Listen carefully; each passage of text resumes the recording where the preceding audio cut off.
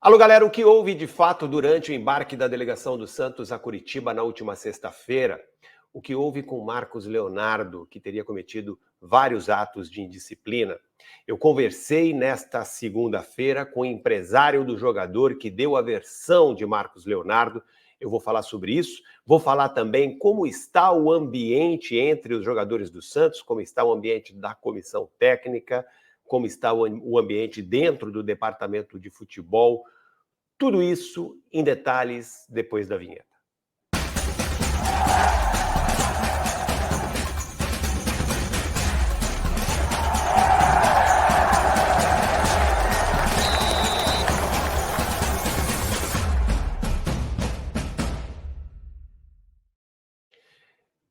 Como todo mundo poderia imaginar, a situação de um clube que briga contra o rebaixamento, de um clube que vive aí o pior momento da sua história, né? Os piores 3 anos da sua história, o ambiente dentro do clube não está bem, é evidente, e não dá para estar, né? Os jogadores não podem estar conformados, a comissão técnica não deve estar satisfeita, o departamento de futebol também, enfim, muitos problemas, e isso acaba ocasionando atos, né, de indisciplina, isso acaba ocasionando rebeldia, isso acaba ocasionando muito desentendimento em quem está ali, vivendo esse clima todo dentro do clube. E de acordo com um colega jornalista Fábio Sormani, Marcos Leonardo teria se apresentado com suspeita de embriaguez. O jogador do Santos teria vomitado durante a viagem. E evidentemente que diante de informações tão importantes, né, diante de acusações, denúncias que teriam partido de dentro do clube, evidentemente que nós temos o dever, a obrigação de correr atrás das informações. Eu passei a sexta-feira toda tentando confirmar esta informação, conversei com algumas pessoas que vivem o ambiente do Santos, que estão no dia a dia do Santos, e conversei também com o empresário do jogador, Fernando Brito, que conversou com o jogador e deu detalhes, né, da versão do atleta. Vou começar com a versão de quem vive o dia a dia do clube. Evidentemente, todos me retrataram que a situação lá dentro é de muito nervosismo, de muita cobrança, cobrança da diretoria, cobrança do departamento de futebol, da comissão técnica, aos jogadores, muitos jogadores insatisfeitos, jogadores que não têm atuado, enfim, muitas informações que mostram que o ambiente no Santos é ruim. E não poderia ser diferente, já era de se imaginar, quando as coisas não vão bem, né? Os conflitos aparecem naturalmente.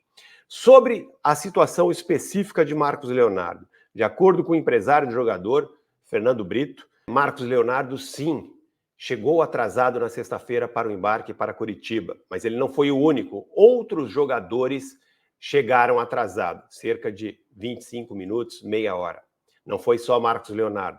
E outra, ele admitiu que isso vem acontecendo de forma recorrente no Santos por falta de organização, aí eu que estou falando, né? Por falta de organização, por falta de cobrança, de disciplina, que isso deu uma atenuada durante a passagem de Paulo Turra, que pegou pesado, criou problemas com alguns jogadores, mas que agora as coisas estão como antes. Alguns jogadores não respeitam muito o horário. O clube, na verdade, sabemos que o clube, nesses 3 anos, vive aí acéfalo de uma gestão realmente competente, de uma gestão que se impõe e que tem moral, né, para cobrar os jogadores. Essa gestão não tem. E, por conta disso, muitas dessas situações acabam acontecendo. Bom, vamos lá. Fernando Brito disse que Marcos Leonardo, sim, chegou atrasado, que será multado, que já conversou com o jogador, que o jogador reconheceu o erro e admitiu, sem problemas, a multa, que isso não vai ter problema, mas outros jogadores também chegaram atrasados, os nomes não foram revelados, mas não foi só Marcos Leonardo, segundo o empresário do jogador, que chegou atrasado na sexta-feira. Os jogadores treinaram pela manhã, foram dispensados, depois retornaram para o embarque na sexta-feira. Alguns perderam horário, chegaram atrasados, e Marcos Leonardo foi um deles. Esses jogadores, assim como o Marcos Leonardo, esses jogadores também serão multados, também serão punidos pela diretoria, de acordo com a informação que vem do empresário do jogador. sobre a suspeita de embriaguez do atleta. De forma veemente, Fernando Brito negou que isso tenha acontecido. Negou que Marcos Leonardo tenha consumido qualquer tipo de bebida alcoólica. Disse que o jogador se apresentou normalmente, com atraso, mas se apresentou normalmente, se desculpou, aceitou a punição e nada demais aconteceu fora isso. Essa é a versão, a informação do atleta transmitida pelo seu empresário, Fernando Brito, com quem eu conversei na manhã, no início da tarde, na verdade, sobre a perda da posição, da condição de titular absoluto da camisa 9 do Santos, da posição de centroavante. Marcos Leonardo perdeu a posição em Curitiba, o titular foi Furque, o que deve se repetir no jogo desta quarta-feira. Furque deve ser novamente titular, Marcos Leonardo deve ficar no banco. Segundo Fernando Brito, Marcos Leonardo, claro, ficou chateado com a situação, ele é titular absoluto, né? Vinha sendo titular absoluto da equipe já há alguns anos, fez gols importantes, é o artilheiro da equipe ainda na temporada, no Campeonato Brasileiro, então ele reconheceu que o atleta ficou insatisfeito, né? Ficou de biquinho, estou usando aqui uma expressão até que ele usou, mas em um momento passou dos limites, chegou a cometer qualquer ato de indisciplina por conta disso, que aceitou depois, durante a viagem, aceitou a condição, que não teve problema nenhum, tanto que foi para o banco de reservas, acabou entrando no segundo tempo, teve participação no jogo normalmente, e que isso está superado. Marcos Leonardo entende, né? Entende a decisão da comissão técnica, a decisão do técnico Marcelo Fernandes, e não tem problema nenhum, de acordo com o empresário do jogador. Marcos Leonardo estará à disposição normalmente da comissão técnica para o jogo de quarta-feira, jogo importantíssimo contra o Fortaleza. Aproveitei a conversa, claro, conversei também sobre a situação de transferência do jogador, do jovem artilheiro santista, para o futebol europeu. O projeto do Marcos Leonardo, do staff do Marcos Leonardo, continua sendo uma transferência para o futebol europeu. Isso pode acontecer agora, nesta janela do final do ano. Existem aí cláusulas no contrato que obrigam o Santos a vender Marcos Leonardo se o valor de uma suposta proposta que possa aparecer superar os 18 milhões de euros. Se for um valor de 18 milhões de euros para cima, o Santos é obrigado a vender, e aí Marcos Leonardo sairia. Mas ele garantiu que existem aí negociações em andamento, mas que não existe absolutamente nada fechado e que Marcos Leonardo nem sequer está sendo informado sobre essas negociações, que o jogador está totalmente focado nesta reta final do Campeonato Brasileiro e só vai tomar pé da situação a partir de quinta-feira, né? Tomara Deus com o Santos na primeira divisão. Só a partir daí, Marcos Leonardo será comunicado sobre as negociações que o staff dele vem fazendo com clubes da Europa. E, segundo o empresário, ainda não há nenhuma negociação sequer avançada, não há nenhuma garantia de que Marcos Leonardo vá realmente ser negociado nesta janela de dezembro. Então é isso, gente. O clima realmente é ruim dentro do Santos, não poderia se esperar outra coisa, né? Alguns jogadores que não têm jogado estão insatisfeitos.